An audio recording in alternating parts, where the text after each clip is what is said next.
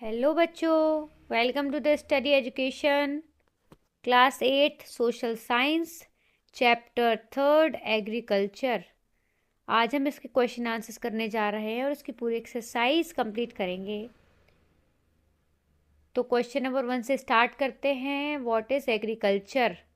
Agriculture क्या है? जैसा अपना चैप्टर का नेम है उसी टाइप से क्वेश्चन नंबर 1 भी पूछा गया है। एग्रीकल्चर क्या है? तो आंसर है agriculture is the primary activity which includes growing of crops, fruits, vegetables, flowers and rearing of livestock. It is also known as farming. देखो, जैसे कि अपन को पता है एग्रीकल्चर क्या है। एग्रीकल्चर मतलब खेती। तो जो एग्रीकल्चर है वो प्राइमरी एक्टिविटी है जिसमें क्या होता है, क्रॉप्स को ग्रो करते हैं, अनाज को ग्रो करते हैं, फल को ग्रो करते हैं, सब्जियों को ग्रो करते हैं और फूल को भी ग्रो करते हैं। इन सारी चीज़ों को उगाते हैं हम एग्रीकल्चर में। तो रेयरिंग ऑफ लाइव स्टॉक, इसकी वजह से हम अपने लिए अपनी लाइव स्टॉक को भी अर्न कर सकते हैं। It is also known as farming, इसको हम फार्मिंग भी कहते हैं। मतलब कृषि जहाँ काम करते हैं उसको फार्मिंग कहते हैं, मतलब खेती। सेकंड क्वेश्चन है, name the factors influencing agriculture. तो उन फैक्टर्स के नाम बताने हैं जो एग्रीकल्चर को इन्फ्लुएंस करते हैं। Answer is various factors influencing agriculture are. तो यहाँ पे बहुत सारे फैक्टर्स दिए गए हैं, बाकी अपन को सिर्फ एक दो बता सकते हैं तो उतने में काम चलेगा। First is favourable topography and soil and climate. पहला हो गया टोपोग्राफी, जो फेवरेबल होनी चाहिए, और मिट्टी और जो आपका मौसम कैसा है, वातावरण कैसा है, वो भी इम्पोर्टेंट करता है। Question number 3 is what is shifting cultivation. Shifting cultivation क्या है और व्हाट आर इट्स डिसएडवांटेजेस। इसके डिसएडवांटेजेस क्या है, मतलब इसकी हानि क्या है। शिफ्टिंग कल्टीवेशन और slash and burn cultivation is a type of farming activity which involves clearing a plot of land by felling trees, burning the felled trees, mixing the ashes with soil, and then growing crops like maize, yam, potatoes, and cassava on cleared land. देखो, जो shifting cultivation होता है इसको अपन slash और burn cultivation भी कह सकते हैं। यह फार्मिंग का एक ऐसा टाइप है जिसमें जो ज़मीन होती है उसको अपन को पूरी तरह से क्लियर कर देते हैं। मतलब जो भी पेड़ पौधे वहाँ पे उगे हैं उनको सबको काट के, पेड़ों को गिरा के और जला के उसकी जो राख होती है वो मिट्टी में अपन मिक्स कर देते हैं। और उसके बाद वहाँ पे कुछ क्रॉप्स भी उगाते हैं, जैसे कि मेज़, मक्के का क्रॉप हो गया, आलू हो गया, कसावा हो गया, ऑन क्लियर लैंड। जो अपन ने लैंड को क्लियर करा था उसी लैंड में अपन ये सारे क्रॉप्स को उगाते हैं। After the soil loses its fertility the land is abandoned and cultivator moves on to a new plot. इसमें क्या होता है, जब जो सॉइल होती है अपनी फर्टिलिटी को खो देती है, मतलब सीधी बात है एक लिमिट तक ही कोई काम चलेगा तुम्हारा। अगर तुम किसी के साथ कुछ भी ऐसी चीज़ कर रहे हो जो हार्मफुल है, उसका नुकसान हो रहा है, तो एक एक समय तक ही उसको धोखा दे पाओगे, तुम नुकसान कर पाओगे। अब जैसे तुमने ज़मीन के साथ करा, तुमने अपनी खेती वगैरह करी और उसको जला के छोड़ दिया, तो आपने तो अपना काम आसान कर लिया लेकिन उसकी फर्टिलिटी धीरे धीरे लॉस होगी, मतलब उसकी उपजाऊ क्षमता जो है वो लॉस हो जाएगी। तो इसी की वजह से क्या होता है कि वो जो लैंड है वो बंजर ज़मीन बन जाती है। तो जो land is abandoned and cultivator moves on to a new plot, इसके बाद क्या होता है, जब आप उसको बंजर बना देते हो उसके बाद आप उसको छोड़ के चले जाते हो और नए प्लॉट में शिफ्ट हो जाते हो। इसी को बोलते हैं shifting cultivation. This type of farming has the following disadvantages. ये जो फार्मिंग है उसके निम्नलिखित हानियां हैं। पहला पढ़ते हैं डिफॉरेस्टेशन। पहला हो गया डिफॉरेस्टेशन। डिफॉरेस्टेशन मतलब होता है कि जो ट्रीज और प्लांट्स हैं जो फॉरेस्ट में पाए जाते हैं, फॉरेस्ट को नष्ट करना डिफॉरेस्टेशन कहलाता है। After some time the land loses its fertility. इसका और दूसरी हानि क्या है कि कुछ समय बाद जो ज़मीन है उसकी फर्टिलिटी, उपजाऊ क्षमता खत्म हो जाती है। Third is soil halogen. इसकी वजह से मृदा अपरदन भी होता है, सॉइल एरोजन भी होता है, मिट्टी का कटाव भी कह सकते हैं इसको। जिससे ये सिंपल लैंग्वेज में अगर बताया जाए सॉइल एरोजन को, तो ये एक टाइप का ऐसा लॉस है जिसमें जो अपनी ज़मीन है उसमें जो मिट्टी पाई जाती है जिससे अपन पेड़ पौधे उगाते हैं जिसमें, तो उसकी उपजाऊ क्षमता ख़त्म हो जाती है। मिट्टी ऊपर ऊपर की जो फर्टाइल फर्टाइल सॉइल जो होती है वो फ्लो हो जाती है, बह जाती है, तो उसकी वजह से अच्छे से खेती नहीं हो पाती है। Fourth is small patches of cultivation which is insufficient for feeding a large population. देखो, जब सीधी बात है, जब आप धीरे धीरे थोड़ी थोड़ी ज़मीन को ख़राब करते जाओगे, उसको बंजर बनाते जाओगे, तो एक टाइम पे जो ज़मीन है, लैंड है, वो कम पड़ जाएगी, जो फर्टाइल लैंड है उसकी कमी हो जाएगी। तो इस तरह छोटे छोटे पैचेस बने रहते हैं कल्टीवेशन के, जो लार्ज पॉपुलेशन को खिलाने के लिए, फीड करने के लिए इनसफिशियंट होता है, अपर्याप्त होता है। Question number fourth is what is plantation agriculture. Plantation agriculture क्या होता है? Plantation agriculture is a type of commercial farming where a single crop of tea, coffee, sugar cane, cashew, rubber, banana और cotton is grown. Simply plantation agriculture ऐसा type of agriculture है जिसमें क्या करते हैं अपन, प्लांटेशन करते हैं, मतलब प्लांट्स को लगाते हैं। तो जो प्लांटेशन एग्रीकल्चर है वो कमर्शियल फार्मिंग का एक टाइप है जिसमें सिंगल क्रॉप उगाई जाती है। जैसे आप असम जाओगे अगर, तो असम में जो पहाड़ हैं वहाँ पे चाय उगाई जाती है और कॉफ़ी उगाई जाती है और गन्ने उगाए जाते हैं, कैश्यू मतलब काजू उगाए जाते हैं, और रबर, बनाना, कॉटन, इन सब की भी फार्मिंग होती है, कल्टीवेशन होता है। Large amount of labour and capital is required in this type of farming. ये जो फार्मिंग है, प्लांटेशन फार्मिंग, उसमें जो कैपिटल है, मतलब मनी है, वो बहुत ज़्यादा चाहिए पड़ता है, लार्ज अमाउंट में चाहिए पड़ता है। अगर आपके पास ज़्यादा पैसा नहीं है तो आप प्लांटेशन एग्रीकल्चर नहीं कर सकते हैं। सिंपली उसमें जो अपन के पास पर्याप्त मात्रा में मनी होनी चाहिए इसमें लगाने के लिए। The produce is either processed on the farm itself or in nearby factories। जो इसमें प्रोडक्शन होता है वो या तो किसी खेत में, खेत के थ्रू होगा, या फिर इसमें फैक्ट्रीज भी बनाई जा सकती हैं। Major plantation are found in the tropical regions of the world like rubber in Malaysia, coffee in Brazil, tea in India and Sri Lanka etcetera. जो ये प्लांटेशंस हैं, मेजर प्लांटेशंस हैं, वो ट्रॉपिकल रीजन्स में पाए जाते हैं पूरे वर्ल्ड में। जैसे एग्जांपल हम आपको देते हैं, जो रबर है, रबर आप यूज़ करते हो, रबर जो है मलेशिया में पाई जाती है, एक देश है। कॉफ़ी जो है वो ब्राज़ील देश में पाई जाती है, वहाँ पे इसका प्रोडक्शन ज़्यादा होता है, इसका कल्टीवेशन ज़्यादा होता है। और जो टी है, मैंने आपको पहले बता दिया है कि जो असम नाम का क्षेत्र है अपने इंडिया में, वहाँ पे टी का कल्टीवेशन होता है, और श्रीलंका में भी इसका कल्टीवेशन होता है, मतलब वहाँ पे भी उगाई जाती है। Question number fifth is name the fibre crops and name the climatic conditions regulated no required for their growth. Question number fifth is name the fibre crops and name the climatic conditions required for their growth. अपन को यहाँ पे fibre crops बतानी है और ऐसी climatic conditions बतानी है जो फाइबर क्रॉप्स की ग्रोथ के लिए ज़रूरी है, रिक्वायर्ड है। So answer is jute and cotton. Here you can say this jute and this cotton is too much compulsory. ये दोनों इसमें अपने अपने बारे में शो कर रहे हैं, तो इसको अपन देख सकते हैं जूट के बारे में क्या बोला गया है। जूट जो है उसको गोल्डन फाइबर भी कहते हैं। इसके बारे में दिया गया है, सिंपली आप इतना लिख सकते हो, आपको मार्क्स इजीली मिल जाएंगे। High temperature more than 25 degree Celsius, heavy rainfall, warm and humid climate. देखो, जूट जो होता है जब जहाँ पे उगता है उसके बारे में बोला गया है, इसको गोल्डन फाइबर कहते हैं। और इसके उगाने के लिए अपन को हाई टेम्परेचर चाहिए पड़ता है 25 डिग्री सेल्सियस के ऊपर। तो सी है उसका फुल फॉर्म, सेल्सियस है, एक टेम्परेचर की यूनिट है जिसमें अपन टेम्परेचर को मेज़र करते हैं।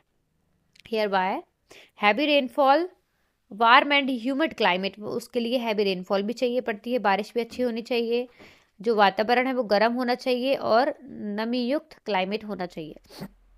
इसी प्रकार कॉटन का देखते हैं अपन। कॉटन जो है वो high temperature around 30-40 degree Celsius required करता है। तो जो कॉटन है उसके लिए अपन को 30 से 40 डिग्री सेल्सियस का टेम्परेचर लगेगा। रेनफॉल जो है वो लो चाहिए पड़ेगी। सिंपली जैसे रुई उगती है, आपको पता है वो बहुत हल्की होती है वेट में। अगर बारिश होगी ज़्यादा तो रुई जो है बारिश की वजह से गीली हो जाएगी और पूरी वेस्ट आउट हो जाएगी, इसलिए ज़्यादा अपन को बारिश की ज़रूरत नहीं पड़ती है, लो रेनफॉल की ज़रूरत पड़ती है। And most importantly 210 Frost free days and bright sunshine, और उसके लिए अपन को 210 फ्रॉस्ट फ्री डेज चाहिए पड़ेंगे और ब्राइट सनशाइन चाहिए पड़ेगी। फ्रॉस्ट मतलब होता है एक टाइप का, जैसे बारिश में पानी की जगह पे बर्फ के गोलों का गिरना, जैसे लाइक जम्मू और कश्मीर में होता है। It means a lot of cloud-free sunny days are essential for cotton growing. इसका मतलब है कि आपको क्लाउड फ्री सनी डेज चाहिए, मतलब धूप वाले दिन चाहिए जिसमें बादल ना हो। धूप की रिक्वायरमेंट ज़्यादा है इसमें, इसकी ग्रोथ के लिए, कॉटन की ग्रोथ के लिए। So we have finished all important question answers of this chapter. अब अपन एक्सरसाइज को भी कर लेते हैं। टिक द करेक्ट पर आ जाइए। First question is horticulture means, horticulture का मतलब क्या होता है? Growing of fruits and vegetables, जहाँ पे फ्रूट्स और वेजिटेबल्स की ग्रोथ करवाई जाती है, तो इसको कहते हैं horticulture. Question number second is golden fibre refers to, जैसे मैंने आपको यहाँ पे बताया है कि चेक देखिए आप यहाँ पे गोल्डन फाइबर मीन्स पूछ रहे हैं, तो ये जो जूट है, jute is called a golden fibre, यहाँ पे आपको इजीली मिल गया है। तो आप आंसर नंबर सेकंड पे चलते हैं। Golden fibre refers to simply jute, जैसे अपना आंसर में दिया गया है, तो ये आपने खुद से ही कर लिया होगा। कमेंट करके बताइए कौन कौन से बच्चे ने आंसर मुझसे पहले सॉल्व कर लिया था। लीडिंग प्रोड्यूसर ऑफ कॉफ़ी, ये क्वेश्चन भी आप कमेंट में इसका आंसर दीजिए। इस क्वेश्चन का बहुत सिंपल है, अभी जस्ट मैंने 1 मिनट पहले आपको अभी समझाया था बहुत अच्छे से। So leading producer of coffee, coffee सबसे ज़्यादा कौन से देश में पाई जाती है? So answer is this Brazil, इसका आंसर है ब्राज़ील। जो ब्राज़ील देश है वहाँ पे कॉफ़ी का प्रोडक्शन बहुत हाई होता है। गिव रीजन्स भी अपन करते हैं। गिव रीजन 1 है, इन India agriculture is a primary activity, India में जो एग्रीकल्चर है वो प्राइमरी एक्टिविटी है। अपने भारत देश में सबसे ज़्यादा खेती होती है, तो ऐसा क्यों कहा गया है इसका रीज़न बताइए। 2/3 of India's population is dependent upon agriculture, hence in India agriculture is primary activity. जैसे कि आपको पता है, अगर अपन 100% लेंगे, 100% में से जो 61% है उसमें जो पॉपुलेशन है ऑलमोस्ट 65% जो पॉपुलेशन है वो खेती कर रही है, मतलब एजुकेटेड पर्सनस हैं। बट 100% में से सिर्फ 30% पर्सनस जो हैं वो एजुकेटेड हैं, बाकी 65% जो पर्सनस हैं वो अनएजुकेटेड हैं, इसलिए उनके पास ज़मीन है, पैसा है, तो वो अपनी खेती करके अपना गुजारा कर रहे हैं। तो अपने इंडिया में 65% जो पर्सनस हैं वो एग्रीकल्चर पे डिपेंडेंट हैं, इसलिए जो एग्रीकल्चर है अपने इंडिया में वो प्राइमरी सोर्स है, प्राइमरी एक्टिविटी है। Question number second is different crops are grown in different region. Simple, ये जैसे क्वेश्चन अपन से पूछ रहा है कि अगर क्रॉप डिफरेंट है, जैसे कि यहाँ पे बोला गया है, यहाँ पे ये जो क्रॉप है वो डिफरेंट है और डिफरेंट रीजन्स में ये ग्रो करी जाती है, तो ऐसा क्यों है? सीधी बात है, जो क्रॉप है उसका क्षेत्र वैसा होना चाहिए, उसका वातावरण वैसा होना चाहिए। हर कोई हर किसी के साथ सेटल नहीं होता है, हर किसी के हर किसी से नहीं पटती है। उसी टाइप से जो ये क्रॉप है, जैसी क्रॉप होगी वैसा उसका क्लाइमेट होगा, वैसा उसकी रिक्वायरमेंट होगी। So answer is different crops are grown in different regions, because ये अपना क्वेश्चन, ये जो फर्स्ट लाइन है यहाँ पे अपन बताते हैं, जो ये फर्स्ट लाइन है ये वाली, different region because growing of, ये क्वेश्चन से दी गई है और फिर बिकॉज से अपन आंसर अपना ऐड करेंगे इसमें। Because growing of crops depends upon the geographical conditions, demand of produce, labour and level of technology. जो क्रॉप्स की ग्रोथ है वो जियोग्राफिकल कंडीशंस के ऊपर डिपेंड करती है। डिमांड ऑफ प्रोड्यूस, उसको उसकी डिमांड क्या है मार्केट में, और जो लेबर हैं उनका भी प्रोडक्शन करवाना यहाँ पे इम्पॉर्टेंट है। And level of technology, technology कैसी है वहाँ की, वो भी बहुत ज़्यादा इम्पॉर्टेंट करता है यहाँ पे। Favourable topography of soil climates also play an important role in selection of crops to be grown in that area. जो फेवरेबल टोपोग्राफी है सॉइल की, वो भी बहुत ज़्यादा इम्पॉर्टेंट रोल प्ले करती है यहाँ पे। सीधी बात है, जैसे मान लो अपन असम में टी का प्लांटेशन करते हैं, तो टी जो होती है, चाय पत्ती जो होती है, उसकी पत्तियां जो है, उसके प्लांट्स हैं, वो काली मिट्टी में उगते हैं। अब असम में काली मिट्टी के अलावा कोई मिट्टी नहीं पाई जाती है, ब्लैक सॉइल पाई जाती है वहाँ पे। अब आप असम से उठा के उसको साउथ में चले जाइए, तो कैसे उग जाएगी वो? उसको ठंडा क्लाइमेट चाहिए पड़ता है, साउथ में आप जाइए आपको गर्म क्लाइमेट मिलेगा, तो वहाँ पे वो बिल्कुल भी ग्रो नहीं कर पाएगी। इसलिए उसको ठंडा वातावरण चाहिए, जैसे कि जम्मू कश्मीर में पाया जाता है। सो fourth line is favorable topography of soil climates also play an important role in selection of crops to be grown in that area। ये मैंने समझा दिया है, अपना आंसर खत्म हो चुका है। Question number 4 is distinguish between the following. इसमें डिफरेंस बताना है दोनों चीज़ों में, primary activities and tertiary activities. Primary और टर्शियरी एक्टिविटीज़ में डिफरेंस बताना है। So here is the first difference, connected with the extraction and production of natural resources. और जो टर्शियरी एक्टिविटी है, provide support to the primary and secondary sectors. Simply जो primary activity है वो बताती है कि जो भी नेचुरल रिसोर्सेस हैं जो अपन एक्सट्रैक्ट करते हैं ज़मीन के अंदर से, माइनिंग करके, खुदाई करके, तो वो प्राइमरी एक्टिविटी से कनेक्ट है। Connected with the extraction and production of natural resources. जो प्राइमरी एक्टिविटीज़ हैं वो एक्सट्रैक्शन और प्रोडक्शन नेचुरल रिसोर्स का कराती है, उससे कनेक्ट है। और जो टर्शियरी एक्टिविटी है वो प्राइमरी और सेकेंडरी सेक्टर को सपोर्ट प्रोवाइड करती है। सो प्राइमरी एक्टिविटी के एग्जांपल है एग्रीकल्चर और फिशिंग, जैसे एंड टर्शियरी एक्टिविटीज़ का एग्जांपल जो है वो है services such as banking and transport. Banking और ट्रांसपोर्ट जो है वो टर्शियरी एक्टिविटीज़ का एग्जांपल है। Second difference is subsistence farming and intensive farming. Subsistence और इंटेंसिव फार्मिंग में डिफरेंस अपन देखते हैं। पहला है practiced to meet the needs of the farmer's family, involves the use of low level of technology and household labor of producing a small output। जो subsistence farming होती है वो जो भी फार्मर्स की फैमिली की नीड है उसको फुलफिल करने में हेल्पफुल करती है।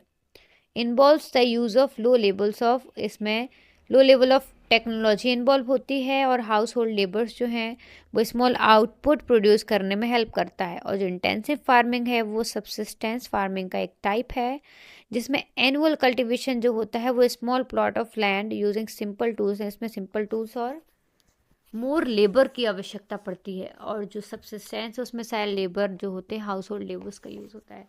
सो इन दोनों में डिफरेंस ख़त्म हो चुका है। फॉर फन ये कंपलसरी नहीं है, इसका करने का आपको ज़रूरत नहीं है। अगर आप करना चाहो तो आप नॉर्मली इसको सॉल्व कर सकते हो, पीडीएफ के फॉर्म में आपको दे दिया जाएगा। So thank you so much all of you video के एंड तक हमारे साथ जुड़े रहने के लिए। आई होप आपने वीडियो को लाइक कर दिया होगा और चैनल को सब्सक्राइब भी कर दिया होगा। बाकी अगर अभी नहीं किया है तो जल्दी सब्सक्राइब कर दीजिए, लाइक कर दीजिए, ताकि आपको हमारे सारे इंपॉर्टेंट नोटिफिकेशंस मिलते रहें। Thank you so much, thank you all of you.